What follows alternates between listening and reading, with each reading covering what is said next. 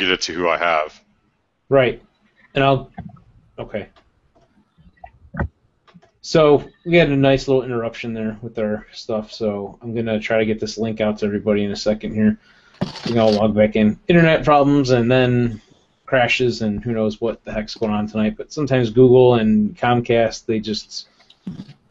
Technology, you know, it all gets screwed up. But anyhow, going to send you all this link so you can share it to everybody who is watching as well, which is, wow, that's funny. That's for Ryan.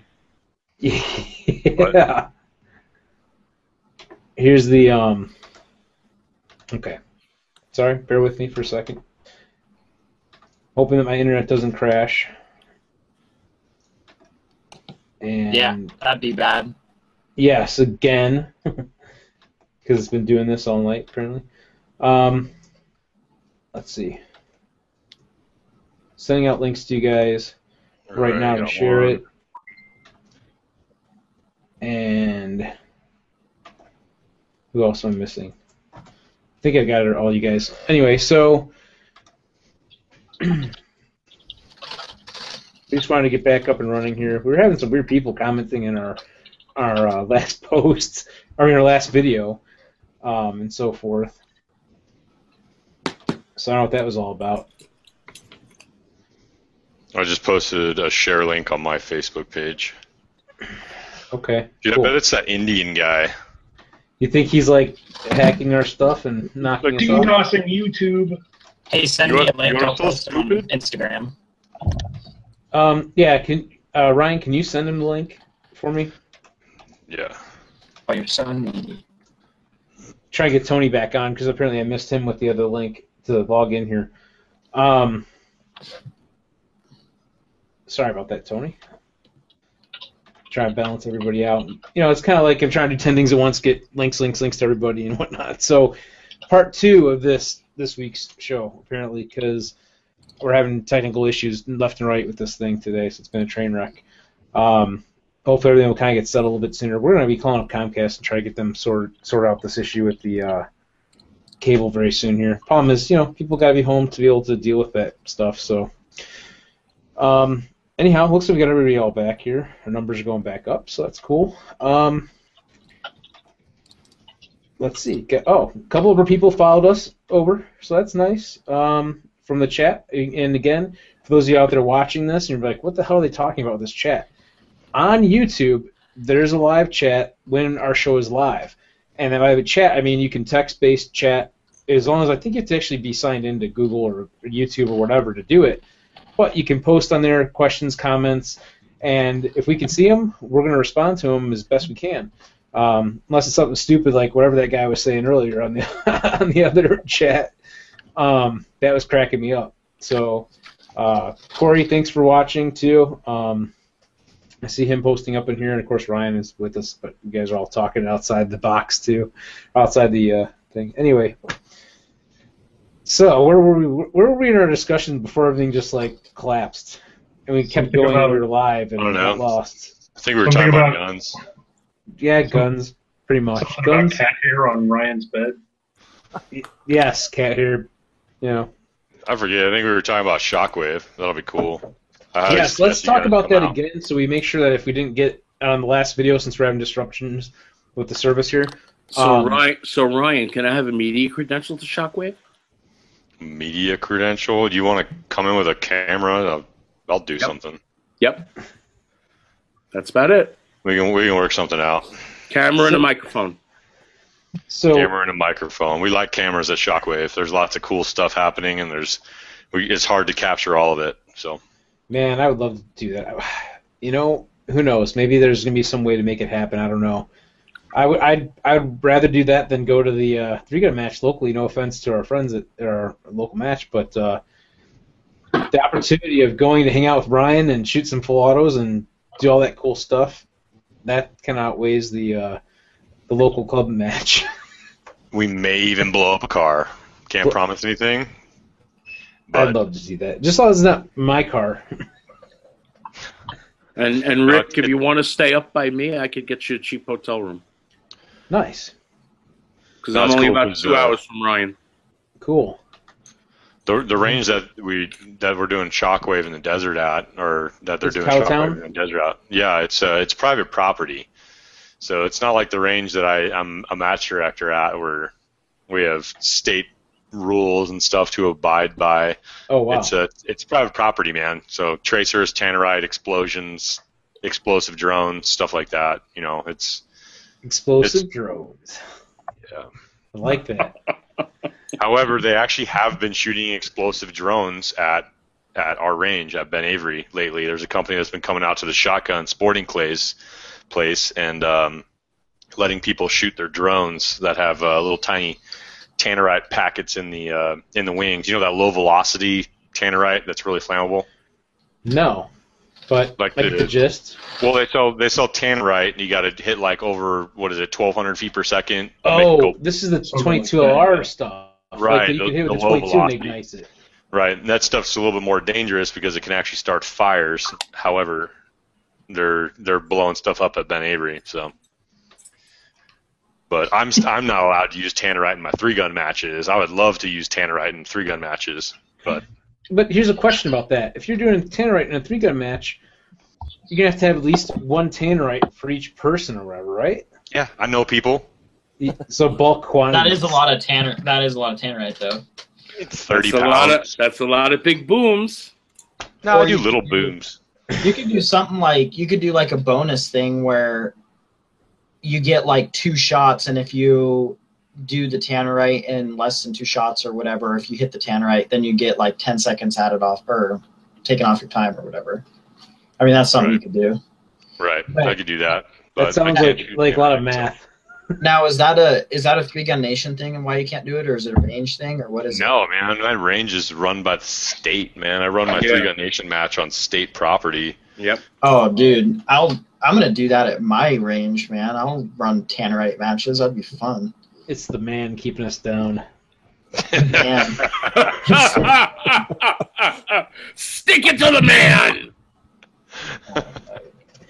Yeah, so Gee, I'm the only one old enough here to remember when that phrase was commonly used. yeah, I don't know. But what else we got in the works? Yeah, like I always keep talking about the 50 States of AR-15 project, and I keep rehashing that a lot because that's a big deal to me. It's a lot of work and a lot of fun too. Meeting a lot of new people and building some cool guns. So I'm excited about it. You know, one of the things too I'm looking for, and I'll throw this out there if anybody knows anybody for web design. I'm thinking about. I just actually registered a domain name for it, and I want to kind of see if I can find someone. If I can afford it too, that's the other thing because there's always a budget involved to help design a website for it to kind of like maybe do something with like a state's map, a map of the U.S. And you click a state and it'll kind of break it down to hey, here's some pictures of it, here's all the parts, here's all the companies, have a little bit of a story behind that, for each one of the states. I'll call you, Rick. I know somebody. Cool. I know a guy as well. Awesome. So if you guys got some people involved that could help me with that, and I have to say it this way because unfortunately, with as big as this project is, the budget's almost non-existent for it because people always ask me, well, how are you gonna? That's a really expensive project. I'm like, well, I couldn't do it without the support of the companies that have helped me get this thing rolling, and I thank all those companies that have done that. And I'll probably miss some if I go through the whole list, but you'll see them all on the Facebook and Instagram and everything. Like right now, just to name a couple, I'm going to go through it as quick as I can here for you all. With our, got some noise here from Thomas moving his camera around. So, sorry, you distracted me. No big deal, but that's pretty easy to do. We started out with the Wisconsin rifle. So we got MGS Firearms, American Defense Manufacturing, Vortex Optics, Midwest Industries. Who am I forgetting on that? Those are the companies that helped out with the project. Then we also got the California rifle, which has Strike Industries, Juggernaut Tactical, Extreme Precision, which also is AR15Extreme.com. Also Spinta Precision for barrels and bolt carrier groups and stuff like that. We got Troy Industries, Yankee Hill Machine, Luth AR from Minnesota and also for Massachusetts as well. Minnesota, we've got Hyperfire Triggers, JP Enterprises. Who else helped us out with that? I'm going to go blank and I'm going to forget somebody, and I'm going to feel bad. So, yeah, JP, Luthier, like I already said that. How many have you started building so far? We have 2 complete rifles and 2 that are near completion, and several more that are just kind of starting with parts. Because I think if you have a really good camera, it would also be good for you to take some stills. Yes, that's something I need to invest in yet. Yeah, honestly, well, that's one of the drawbacks. I don't right now. I don't have a really high-end camera yet. Yeah, I'm trying to do everything with cell phones and stuff, which is we've been doing this for a while in another area of sports media, so we have some equipment. My wife is a photographer. We have a really good DSLR.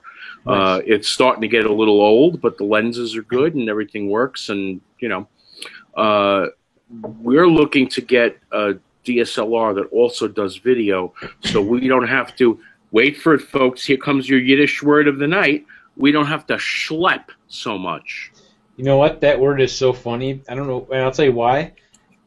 There's a component, a vehicle component, they call a schlep cable or schlep harness. I know what it is. I've seen it. What does that term mean now? I mean, like, what is it? Well, schlep means to drag a lot of stuff, to carry a lot of stuff with you. You're schlepping. When you go to the supermarket, you're schlepping home your shopping. When you go shooting, you're schlepping home your crap from the range. Yeah, I gotcha. So Ryan, make me one too, Ryan, while you're at it. Yes. But before we get out of here, I have a quick announcement when you're ready, Rick. Sure. You can go ahead. Sure. Well, I am happy to announce that the Firearms Chat podcast is now a part of the Self-Defense Radio Network, and nice. That is at selfdefenseradio.net. And we are also part of the I-95 Sports and Entertainment Network, and that's cool. Blanking on the URL right now. I'll look it up and get it out for you guys, but I'm very excited about those things because it helps me get the show out a deeper reach. Cool. So awesome. So for those that don't know, you're doing a podcast. I've been doing a podcast now for next month will be 3 years, but I started podcasting in 2004. I did football from 2004 to 2014, and tonight was the first night that I did both a football show and a shooting show within the same 3 hours. Ah, cool. So I'm wound up.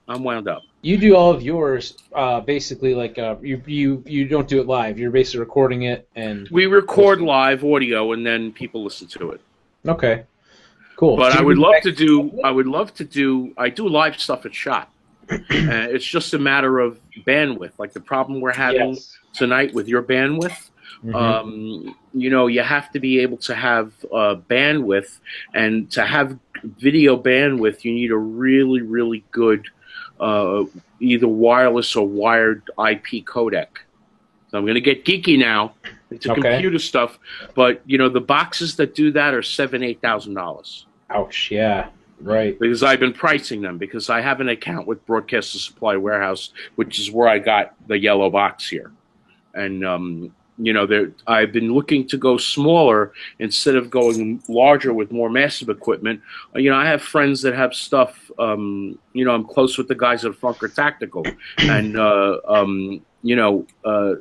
he uses really expensive high-end video stuff, and he just switched from PC to Mac. Okay. So I've been on the phone with him, trying to get his video stuff hooked up. But he's been shooting quality video now, HD video, for 2 years. And we're talking about really high-grade 1080p stuff. Nice. My camera my 1080p camera is a palm quarter video camera. Yeah, it'll do 3 hours. But then the battery starts to, so you really want to you want to modernize your stuff every 3 years. You want to buy new stuff. And that's just impossible for anybody that doesn't have a sponsor. That's very true. I agree. It's expensive equipment. Even the homemade, or not homemade, the prosumer level camcorders and stuff that are out there, they'll still be really high quality. Mm-hmm. They're expensive. I mean, you're still going to spend $400 on the lowest end. Our camera was over $500 for our palm quarter. Right. And you mentioned the DSLR. You know, in fact, I think I may have mentioned this earlier on. I don't know if I got it in the show or not, because we had a lot of interruptions with the feed and everything here. We're actually taking a class with like a local community class that they do. Basically, the village has a cable access channel, and so they offer like a video production class that you can take. So if you want to learn just video production, and then from that, if you want to work with the volunteer to work with local cable, you can do that too. So we're like, okay, cool. It's a free class. It's like a couple hours, something for me and Laura to do together, and she can learn a little bit about video editing and maybe help me with some of the stuff that we're doing. And it's a lot of fun actually. We're learning some stuff, learning a couple little tricks and things, and still learning. But I lost my train of thought. What I was going to say about that now? The DSLR. Back to that. From what I'm hearing is, and you guys correct me if I'm wrong or if you know something different, but what we were discussing was that the DSLRs have a limited runtime though for videos. Like they cut out like 11 minutes or 20 minutes or whatever it is. With the exception of the newest Nikons. Okay. Will go for the extent of how deep, how much room you have in the card. No booze in this one, but yeah, I'm drinking water too. So it's Tuesday night. I got to go to dialysis tomorrow. No booze, but seriously, the newer Nikons, the 7200 and the 750 and the 860. Those, you put a 128 gig card in there and you could fill up 128 gigs of video. Now I was hearing something about the what do you call that? I can't think of the name for it now. The sensor or whatever on it, the light sensor. I don't know if that's the right word. You're right. Yeah, they overheat after a longer duration of time. The newer ones, they've worked that out. They put in a really good heat sink and they run. But an older camera like ours, it's a D90. Nikon D90X, it's 8 years old, so it works great. Great stills, fantastic stills, 6 frames a second, but only about 10 minutes of video. No, okay, wow. I know. In fact, I have a regular much older digital camera that would do videos. It's 720p, and you know what? I have it. Here's the thing about equipment, by the way, and I know it's kind of a little off tangent, but in the gun world, if you're doing wanting to do videos for filming your matches, or I know I see Ryan's got his gun up because he's like, hey, we got to do gun stuff, right? It's not my gun. It's not? What is it? No, I don't know. I just figured I'd show a gun. It's a gun show. Whose gun is it? It's a client's. I got one to match. You want to see it? Yeah, let's check it out. And then I'll finish my thought on the equipment for videoing. Is that a Glock? Nice. Yes, of course. Dude, this is a Dan Wesson specialist, man. This is that is pretty slick. Overpriced piece of metal, if you ask me. But what do I know? So back to what I was going to say about the equipment, the camera stuff. I'm going to get back to that because I'm going to finish up this thought. Because there's a lot of people that ask about different things with YouTube and everything. Right. And I'm not an expert by any means. Don't get me wrong. I'm trying to learn all this stuff, but I want to share sometimes what I learn a little bit. Older equipment it isn't necessarily something you should just toss out in a sense. Sometimes it comes in handy. Like I was saying, it's a camera. It's a little Sony digital camera from I don't know how long ago, but it still can record in 720p. Now the audio's not so great, but if you just want to have like a crash cam, so to speak, like something that you're not so worried about, and it's a cheap camera, you can set it on a little tripod and set it in the corner of the range, whatever you want to do with it. Exactly. And it still will get decent enough quality that you can see the video. And if you need the audio, like if you really, really have to have better audio, you can record that on something else and sync it up in your editing. So I've learned to hang on to stuff. Something else I had was I had a mini DV, what do they call it, like the 8mm camera, I think it is, or some crap, the digital cassette camera. And you're thinking, well, what the hell is that good for, right? The quality sucks on it. That's true. But one thing it has night vision. Newer cameras don't have that infrared, if you want to call it night vision, the infrared, setup on it. So you can't see that stuff in like low light and whatnot. It's kind of interesting. So you can record on it and still copy it over. It still has a use in a sense. It's good for nighttime matches too. Yeah, if there's ever a nighttime match. But actually, I take it back. There has been actually. We did a low light shoot at ASC. I don't know, Thomas. Did you go to that? I didn't, but a couple of friends of mine were there, and they helped. They actually helped run the stages. Cool. Because I know I went, and they did it like two years in a row, I think, at least, right? Yeah, Todd's trying to get it done twice a year, once in the spring and once in the fall, I believe. Cool. But yeah, I know that they at least want to do it once a year. So we do a low light shoot, at least, like I said, trying to do at least once a year, so people can get out, try out their night vision, try out their night tactical lights and stuff, and be able to go through some of the stages. I think they do that kind of like after we do a practical rifle match, so there's still some stages set up. They have one of the rifle ranges set up. This is how it was when I went to it anyway, where we have steel targets out there with some what do you call it? Glow sticks on them, so you can still see them, even if you don't have any night vision gear or anything else or a decent light, or whatever. You can still kind of see them glowing in the distance, so you kind of know where you need to aim and all that. So yeah, so that was a lot of fun, something interesting. But yeah, like we said, the older camera that does the infrared type stuff for night vision, so to speak, that has a use in some sense. You could use it for that. So. Hey, speaking of cameras, dude, do you see that drone video I posted? Yes, that was awesome. That's a nice looking video, man. Excellent segue. I got so much drone footage. I actually tried to get drone footage of every person in my squad throughout the match. That's pretty slick because Ryan, I know me and you are going to be squadding at like every regional, so we'll get some cool footage, man. Hell yeah, dude! It's pretty easy to do too. Once you do that point of interest, you mark a location, and you just make the damn thing orbit around the whole stage and just videotape it, and you just kind of hope you get some good footage, but you will. So That's you pretty can slick. you can take the pilot out of the equation. Because like when you're on deck shooter, you can launch the little bastard, throw it up in the air, make it orbit, and then right when you're about to go shoot, you can just hit record and walk up to the RO and shoot. Yeah, that's pretty cool, actually.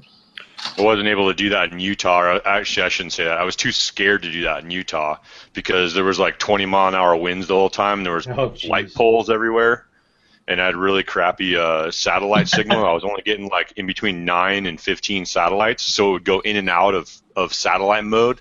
And if it drops from satellite mode, then it's just there. Like it doesn't know where it is, and it's just floating around, and that could be $1,000 mistake. Yes. Let's see, Ryan. What would really be impressive is if you got your tagline on the back of your shirt.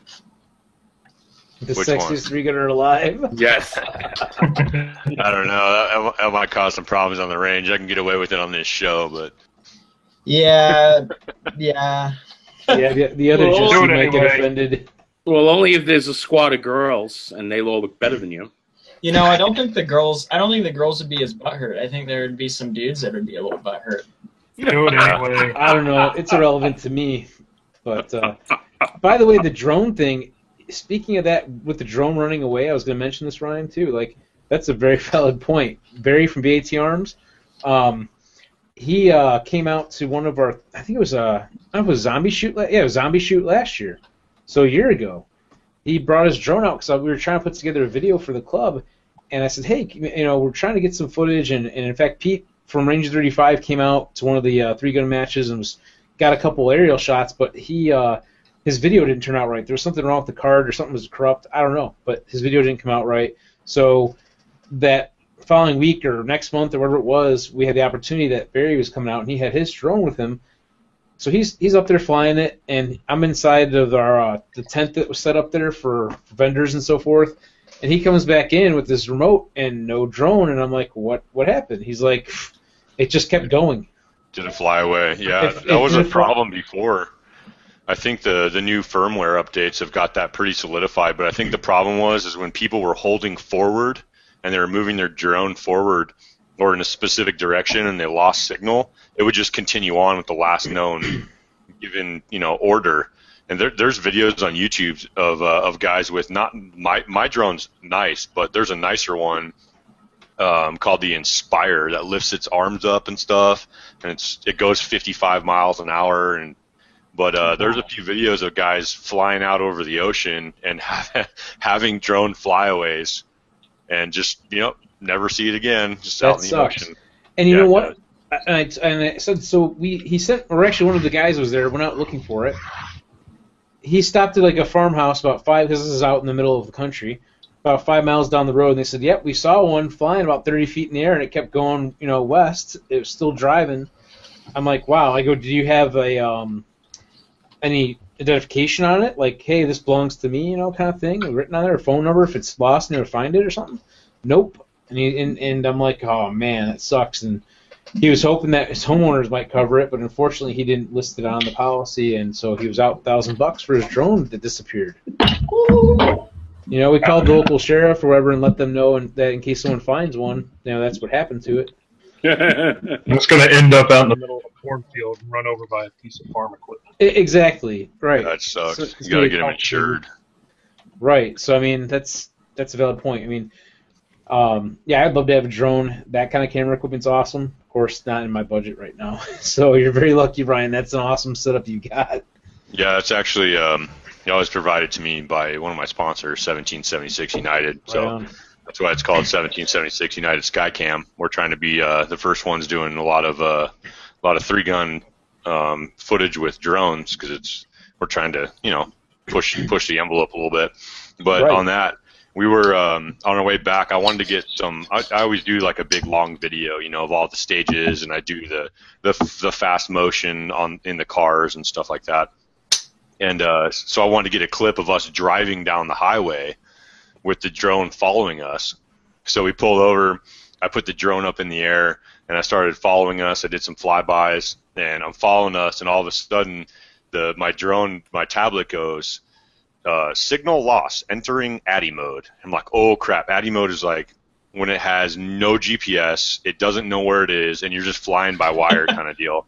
And I'm like, oh crap, stop. So we pulled over the car, and I got out of the car, and I put the thing up in the air, and I got signal back, and it was my Wait heart a minute, I thought you Navy guys could do anything. Yeah, well, I did. I accomplished what I was trying to do. So, before we get out of here tonight, Yep. If anybody watching this possibly is even remotely thinking of not voting for Donald Trump, this is a quote from Gary Johnson. Guns can be made full auto by removing the firing pins. Oh, nice. Sweet. So Michael Bain likes to call him Gary Sackarox Johnson. Oh, no. Wow. That's pretty That's what we're dealing with, folks. That's what we're dealing with. That's the kind of idiocy we're dealing with. Those kind of morons that want to run this country. The full auto bullet button. I put one of those on the California rifle, the bullet button. Hey, did you hear this too? You guys didn't freeze up. Okay, good. So we were having this discussion at the USPSA match. Me and another local gunsmith, or I'm not a gunsmith, but a gunsmith that was there that I know. And we were talking about the 50 States Project, and he was talking about California, and he says, that bullet button, how stupid it is, this and that, whatever. And he was saying that one of the new ideas is because, a non-detachable magazine, that it's going to be designed that the bullet button, so to speak, the newer version, is going to be designed where you can't push the button in when the upper receiver is installed. So if you pop the rear detent pin, you tilt it forward, and you can push it in and remove the magazine.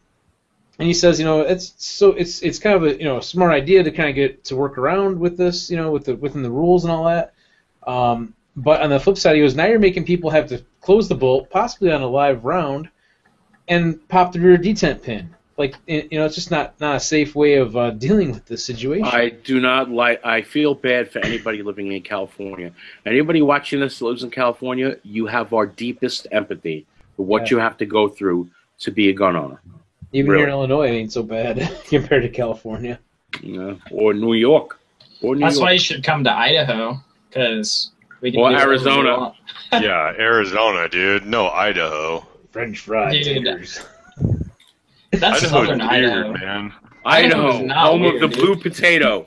Dude. You were down south, man. North Idaho is way better. I have a friend up in Bonners Ferry who swears by it and says that there's the most beautiful women in the world there. However, when I was in southern Idaho, it was like 9:45 at night, but it was still daytime. Yeah, it is. So there's a guy at the regional running a bullet button, is what Corey said. Literally, northern Idaho is the most beautiful place on the planet. I'm just going to say that right now. So And you guys got all types of potatoes there too, so. All types of potatoes. And you got a blue football field. Jesse, how many types of potatoes are there? Dude, I don't even know because that's southern Idaho. That's not even northern Idaho. We grow like wheat and crap. This is like us. Like everyone thinks our gun laws are the same as Chicago. No. But I got you. It's all regional and relative. So, Tony, you've been kind of quiet. Oh, typing a paper-ish kind of thing, notes. You're making notes on the show, so how we can make it better next time? No, not the show. Gotcha. Which about your match, you did okay. Oh yeah, thanks. I appreciate that. And I did okay, but I still came in at the bottom. I mean, I was like 54 out of 61 or something like that. You weren't last. Wasn't last, but if you're not last, you're not. What does it say? If you're not first, you're last. Yeah, but you didn't DQ and you didn't die, so. Yes, thank you about the DQ. First match. Yeah. My high school football coach says if you're not cheating, you're not trying. But I did get some good tips from Tony too. I was watching him run. He's actually a pretty fast guy. I was watching some of how he played this game and stuff, and I was going to do a little more discussion on that before the internet was kind of taking a whatever, taking a break. I am a gamer. A pooper. Hey, Rick, so I got a question for you. I don't have an answer. What is it? So there's a pretty interesting post in one of the groups that we're all in, and it was talking about stage planning and how there should be more blind stages because it would even out the playing field. So I think we could all pitch in and talk about stage planning and why having a walkthrough and everything is essential to the sport. What do you think? Sure. I mean, we could talk about it. I was just curious. It's a pretty good topic. Yeah, I think so. I mean, I'm not the master of walkthroughs, so I don't know how much I can really offer on that. But you guys are certainly welcome to have that as a topic. Sure. What do you think, Ryan? Walkthroughs, dude. If it wasn't for walkthroughs, I would suck even more. That's what I'm saying. But well, in Three Gun Nation, we get 5 minutes. I'm not. Yeah. I think when I was at USPSA Nationals like 2 years ago, it was my second 3-gun match.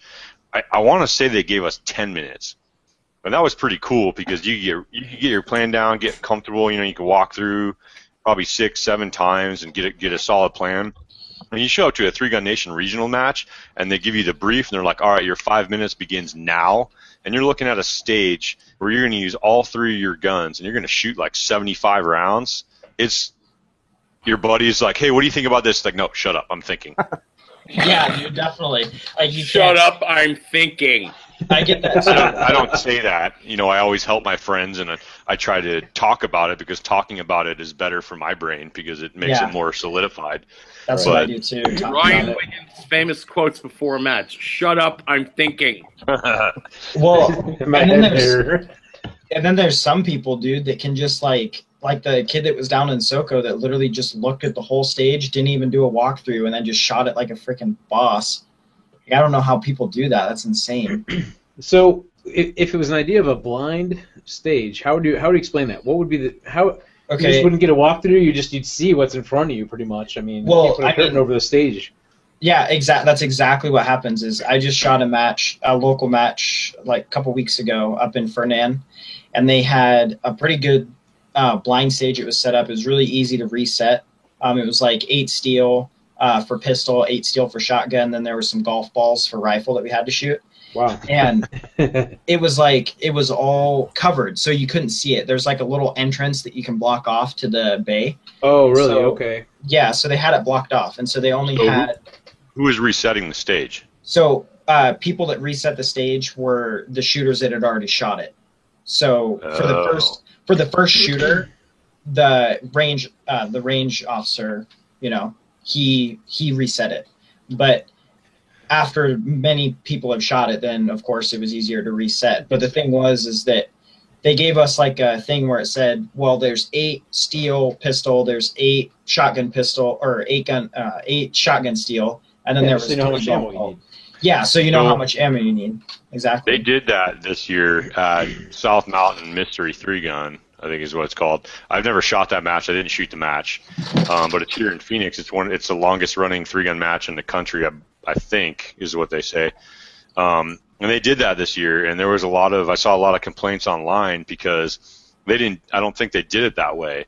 They did it so when the squad showed up, you didn't get to walk the stage, but the squad reset. So if you were the last shooter in the stage, you got to basically walk the stage 12 times before you shot. And there was a lot of people complaining about that. 2 thoughts about it. One, I think it's kind of a cool idea in one aspect because, like you said, it could level a playing field. You know, if everybody was equally not able to see the stage, sure. Second thought is, what about some of these bigger events that are 2 days? So and what I'm saying is, you know how everybody's got their cell phone going and they're all videoing it. You know, how show it up. You know, you can treat that like IPSC. IPSC, you don't get walkthroughs. You get 3 minutes beforehand. I think I think 3-Gun Nation does it right. I think if you give every single shooter the opportunity to show up, you know, during registration, you get to walk through for 2 hours and check out the stages and take notes. Yeah. And then you get 5 minutes before your squad has to shoot. I think that evens the playing field because everyone gets 5 minutes. Yeah, I mean, I've never been to a major 3-gun match that I didn't feel like I didn't get enough time to see the stages and look at how I should shoot them. I mean, like every single one that I've been to, you go and register, and then you can go and look at the stages. And sometimes they even post the stage layout online where you can see them. So, I mean, I think that 5 minutes is more than enough, and I think it helps smooth things out just a little bit. What sucks, though, is when you only get 5 minutes and you didn't load your mags on the last stage in between shooters. Yeah. You show up, and you're first up, and you got 5 minutes to walk the stage and 5 minutes to get your magazines ready, 5 minutes to get your gear loaded out if you need to switch things out on your belt, or in my case, 5 minutes to walk the stage, get stuff ready, and throw the drone up in the air. I know I'm, that's not really a thing, but 5 minutes it's not a long time, man. First world problems. Yeah, first world problems. Drones, you need man. to get a pit crew like Rick had. Damn it, I wish I could have. I was talking to Jesse about this. I asked Jesse what he thought about this concept. You know, in golf, you have a caddy, and a caddy is a semi-pro or lower golfer that goes with you on the course and gives you suggestions on what club to use, helps you with the windage, helps you with, knows your abilities and stuff like that. I think having a caddy in 3-gun might sound crazy, but I think having a caddy would be really freaking awesome. It's not that far off, though, Ryan, because they do that in IPSC. Yeah, by the way, I wish I could use my wife, but... Well, that's two things. That's what Tony was hinting at, is that Laura was out nice enough, and besides filming, she was loading my mags up with me, too. I mean... Lucky. She was helping out a lot, so I was really happy. She got the exposure to kind of learn a little bit about how matches are ran and kind of get a feel for it and everything, and it gave her something to do so she wasn't bored either, because that kind of happens if you're not shooting and you just watch everybody else shoot. It can get boring otherwise. Yeah, my wife can't hang out on the range. She gets bored. It's not a spectator sport. Right. One of the things that I was going to comment on is the comment that we had too is about how would that work? How would you stage your guns? That's a good question. I don't know if we addressed that or not. On a blind stage. Okay. So go ahead. RO stages. So if you let an RO stage it, how is that fair then? Because if everybody kind of puts their guns on a table a little different and stuff, then you would trace it out. And, lay the same way. This is how we did it. This is exactly how we did it. The very beginning of the stage, all your guns started empty, and they were all on one table, and so you would have to load your guns, obviously. And then you would have to shoot to the area that you were shooting in, dump your gun, and then run back and grab the next gun off the table. Wow. So there was no staging. I mean, it was like. So how many shooters were at that match? Like I don't know, probably 25 or so. I don't know. Okay. Not like a lot. So it was pretty smooth. It was an okay stage. I liked the stage. It was interesting because the golf balls were not very far away, and they're only this big, and so they explode. Well, no, actually they don't explode at all. Yeah, but the thing is that the mechanical offset on the rifle was enough to where you'd shoot at it and you'd be dead on, but it wouldn't hit it. It would be, below it. So 3 inches off. Yeah, exactly. So finding the right spot, and it just so happened it was right in between the hash marks on my scope, so I wasn't able to to pinpoint it very well. So I still shot it well, but to back up about this, shooting the golf balls. I do that all the time. It doesn't hurt them. They don't explode? No. It just bounces right off of them. Yeah. It just doesn't bounce back? It just bounces like... No. Well, I've had rounds go through golf balls, man. I've been shooting golf balls since like 97. I think it's fun. You're talking with a rifle, though, correct? Yeah, 223. And it doesn't go through a golf ball? I didn't think it did. I haven't seen one. I mean, I don't know. Have you guys seen those golf ball launchers that you use a live round to shoot a golf ball? Did Dr. Bill, is he falling asleep on us? No, I'm right here. I'm listening. I'm right here. I think you would have to hit it. You'd have to hit it like dead center or just right. Because if you like nicked it, then it wouldn't do it.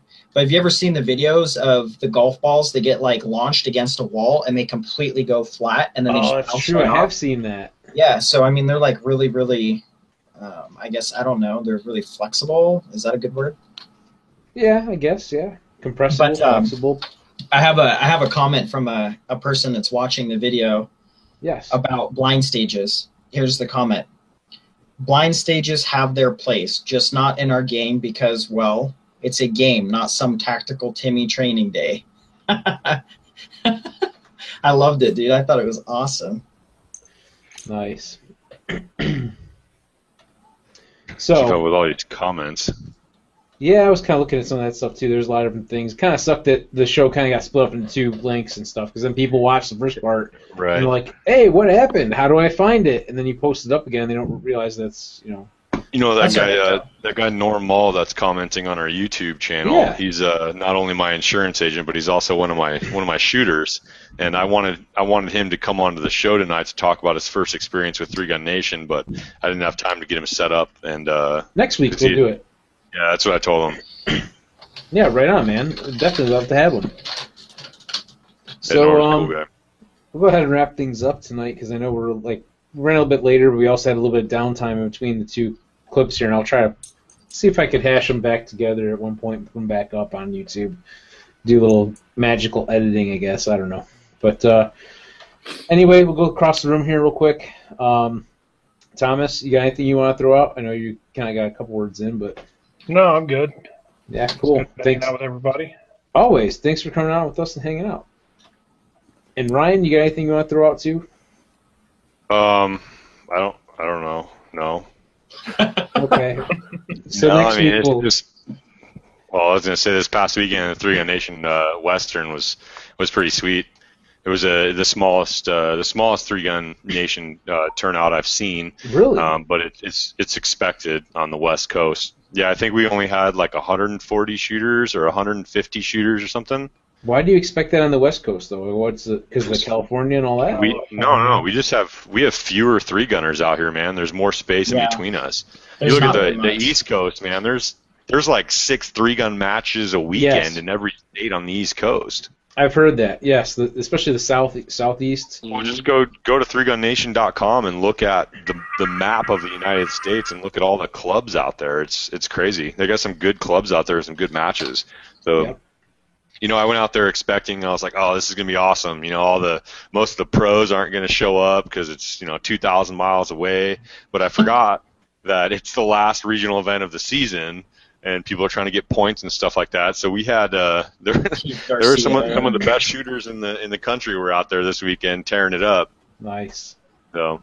Yeah, I saw Keith Garcia on freaking Facebook just tearing it up. I guess he won again or something like that. Yeah, that dude is so fast. He's an animal, dude. So Jesse, you got anything else you want to throw out too before we wrap things up here? Wait, Shockwave in the desert, Ryan. Yeah, dude, we're gonna be at Shockwave in the desert. You're gonna be there?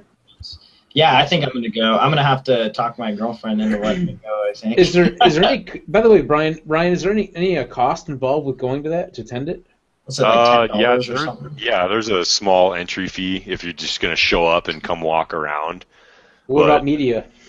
Yeah, we'll work on that. All right, we'll talk. Maybe I can figure out how to get the plane tickets to get out there and all that. Maybe we can figure that end out too. Just drive. Halloween weekend.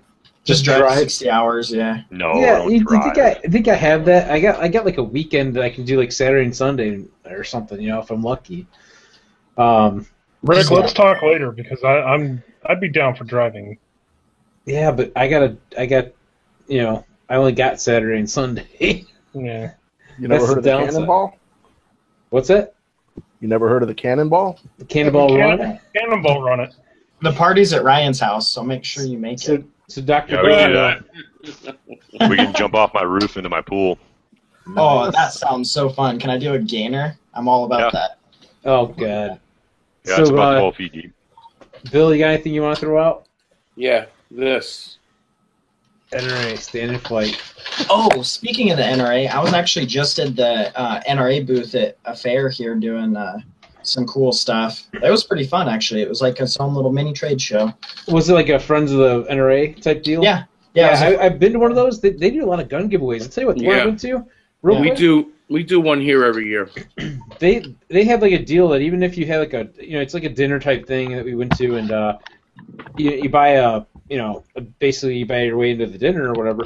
But at very least, if you don't put any money into any of the raffles or anything that they're doing, everybody that has a spot at a table gets a chance to win a gun at their table. Mhm. And they gave away like lots of guns. I mean, really. I mean, well, I say give away, you're still paying for it. Everybody's kind of paying for it in a sense. But I was like, this is a cool thing. It's a lot of fun, and you get to talk to a lot of nice, like-minded people and have some good food, and you know, it's a good event. So if they ever see a Fox Valley Friends, Fox Valley was where the one I went to is Fox Valley Friends of NRA, but a Friends of NRA event that's going on in your area, go check it out. Yes. The one here is like way smaller than some of the ones like maybe on the East Coast, and so the chances of winning a gun here are like way better too. That's cool. Yeah. So, Bill, you got anything else you're going to say before we interrupt you? No, that's it. That's it. We'll see you guys next week. Awesome. Sounds good. Thank you so much for hanging out with us. And then, Tony, how's it going? What do you got to throw out? I got nothing. Tony's like one of these. I'm just going to sit here and listen to everybody else. You got anything you want to mention about potential projects or anything that you might be working on? Too early to start. I guess the only thing, if you're in the Chicagoland area, if you can make the grunt style 2-gun run, it's benefiting the families of fallen first responders. Yes, thank you for bringing it up, because that's actually at the range of 35 on the 24th, I believe. Yeah. And they have the information posted up on their Facebook page as well, and on Grunt Style's Facebook. So you want to pre-register, I think, for it too, right? Yeah, I just signed up today. Cool. What's the cost on it? $50, and you get a entry, access to the prize table, beer, barbecue, and a T-shirt. Bless you. Cool. Yeah, sorry. Yeah, they did a really nice job with the last one. I mean, as far as just having that as a cool event. I mean, the person who won at the last event they had, I think, walked away with a civilian force arms rifle, and the runner-up got a membership, or I think it was a 1-year membership to the range. So it's pretty cool. So check them out. Range35.com, and you can also check them out on Facebook and Grunt Style as well. So go ahead and wrap things up. I know this will probably be like one of the longest episodes ever because it's already. We also had a little bit of a break in between, so we're probably just a little bit over an hour when you condense all the time together. But anyway, hope you guys all enjoyed watching the video tonight. We'll kind of get back into the swing of things since we were away for a couple weeks. And next week we'll have some cool people on with us again. Don't know who all those will be yet, but I'm sure they'll be pretty cool, and we'll have fun talking about guns and other types of stuff that go on in the world here. So until next time, everybody, go out and have some fun shooting. Yeah, baby.